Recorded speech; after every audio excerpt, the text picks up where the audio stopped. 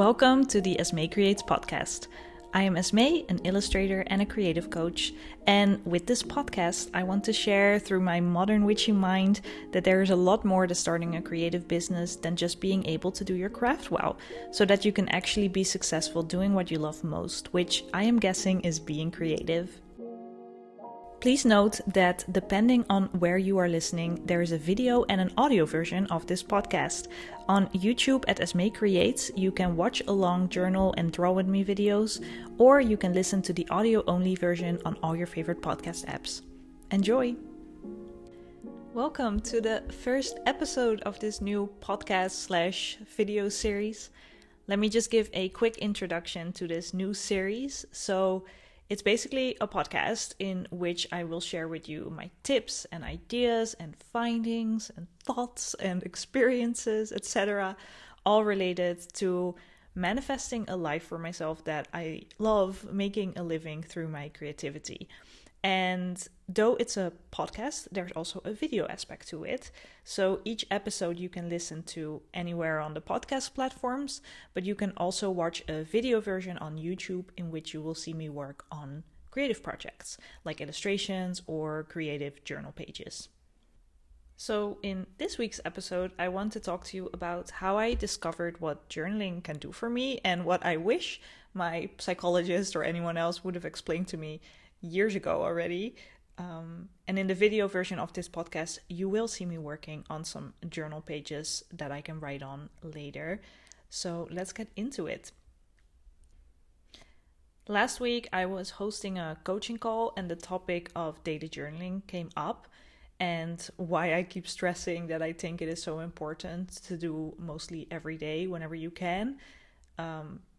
Because I believe even when you don't think you have time or anything, you have to do it. And I also get questions like, what is this journaling you keep talking about exactly? Or why do you journal? So that's why I wanted to talk about that today. And yeah, however, there's a spoiler alert already for this episode. My surprising opinion is that it doesn't actually have to be journaling per se. It can actually be a completely different practice, but let's dive into the topic and I can explain what I mean. So about 6 years ago, I went onto this self-development path, basically after dealing with anxiety pretty much my whole life and increasing panic attacks at the time. And as one does, if you have the privilege like me, I started going to a psychologist who back then recommended me to get into mindfulness. And even though I didn't understand it or what that meant or why I should be applying it, I was kind of desperate.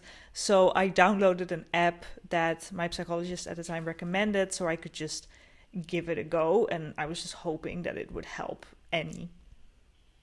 So every day from then on out, for 10 to 30 minutes maybe, I would do these mindfulness exercises.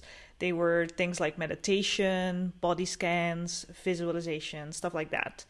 And yeah, I heard people already back then also speak about the importance of meditation and how it can help you in your day-to-day life. And even though I was meditating myself, I didn't really understand it. And that's because there was something I know now that no one told me at the time. They were just telling me meditate. And I wish someone would have explained this to me, so it would have been so much easier to start really understanding and applying mindfulness into my life and not just doing the exercises.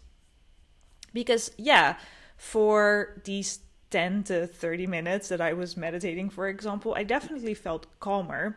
But then maybe later in the day, I would have a panic attack and I just didn't get why I was even meditating. Yeah, like it was helping me while I was meditating. I was feeling a bit calmer, but on different moments, I didn't understand how it was related. Like, was I supposed to meditate all day long and not eat anymore or do anything else anymore just to prevent myself from having a panic attack? Now, you might wonder what this story has to do with journaling. Well, there's something I have come to understand about mindfulness exercises, like they were presented to me at the time, and why they are so important to do every single day, but with a completely different understanding now that I wish I had when I started using them. Because the reason why I was having panic attacks in the first place and anxiety to begin with is because at the time I was not in control of my life, or at least I felt so. I was lived instead of living. I was carried away by everything happening around me instead of like choosing my own life. And that was very anxiety inducing. And I really needed to understand this to be able to later on understand mindfulness and therefore later on journaling. And don't get me wrong, the fact that I was like being lived instead of like living, like choosing life, it makes sense that this happens. It happens to all of us all the time. 99% of our brain runs on automatic pilot. So it's not like I'm promising that through these mindfulness tools that it will stop entirely, like this automatic pilot. But this is where mindfulness comes in though, because we basically want to create conscious moments to reduce the automatic pilot, or at least reset the automatic pilot to behaviors and choices that we want it to make. And as I hope you understand, that is not something that like I do, for example, once, like I once make that decision and then I'm done, because it really is like going to the gym. I can't go once to the gym and expect my muscles to be huge and then stay huge for the rest of my life. I need to keep going and going. And then once I do have the muscles that I love and I think I look strong or better, or like whatever I'm trying to achieve in the gym, I can't just quit. Like I still need to keep doing it. You have to, keep it up basically. And the same really goes for mindfulness, because oh man, our brain can be so primal and a bit dumb sometimes. If you don't do this going to the gym for your mind, basically, you will absolutely forget that you have a choice. You forget, seriously. So every day you have to build in a moment to remind yourself that you can make choices in your life, that you are in control, that you don't have to feel like you don't have control. It's like going to the gym. It's something you have to do every day. I really prefer to do this in the morning because then I'm really setting the tone for my day. So because of this, now I finally understand why mindfulness is so important, because it truly is a daily moment to choose how I want to live my life, basically. And maybe you've heard this quote before.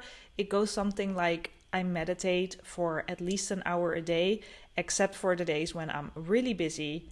Then I meditate for 2 hours. And I hope you understand like what he's saying in this quote, that it's because of this reason. Like the busier life gets, the more it's throwing at you, the more important it is to go back to like myself, basically, to check in with myself, to listen and to make conscious choices. And I personally find now, after practicing this for so many years, I personally find that journaling for me is the absolute best mindfulness tool for this, because I personally experienced that it gets me actually way more mindful than like meditation does. Although I still think meditation is a great tool though, don't get me wrong. So don't throw meditation in the trash. Like it's still a great tool. But why is it that I prefer journaling? Because I feel like it really gives me control over my thoughts, and I literally get to rewrite them if I don't like what I'm currently writing on the page, basically. So the questions that I've developed for myself to do this really help me to see that, basically, to pull that out of me and really, basically become aware and conscious of what's going on right now and rewrite that story. And on top of that, the great thing about journaling, I think, is that it's a very slow scale. So like you can't write as fast as you think most of the time. So it really forces you to slow down your thinking. And I think that's just something very nice and an analog thing to do in this day and age.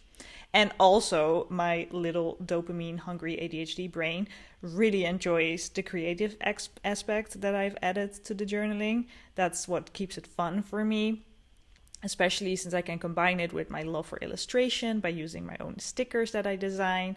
And I also have a ginormous obsession with, and I'm absolutely in love with, my fountain pens. So it's a really fun way to use them.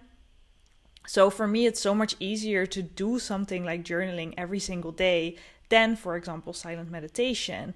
And because I figured out ways to do it like relatively fast on the days where I don't have a lot of time, or I can also make it like a crazy long session when I want it. It doesn't get boring to me, where other forms of mindfulness sometimes can get a little boring. I like the mix, so I do use other tools, but journaling to me is one that never really gets boring.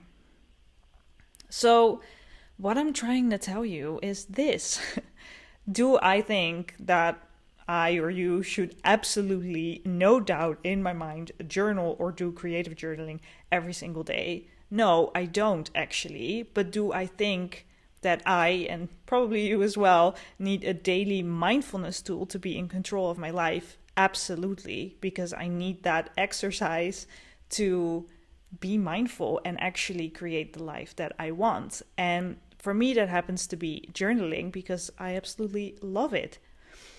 So I hope that this story inspired you to pick up your journal as well and try it out and look at it as a mindfulness tool, because that's really what it is. So you can start creating some autonomy of your life and get back in the driver's seat pretty much. So let me know in a comment what your favorite mindfulness practice is, or if you're applying it at all already. And if you like journaling to do so, let me know. So that was it for this week. Please subscribe, like this podcast or video, give it a good rating if you liked it, and I'll like to see you next time. Okay, bye.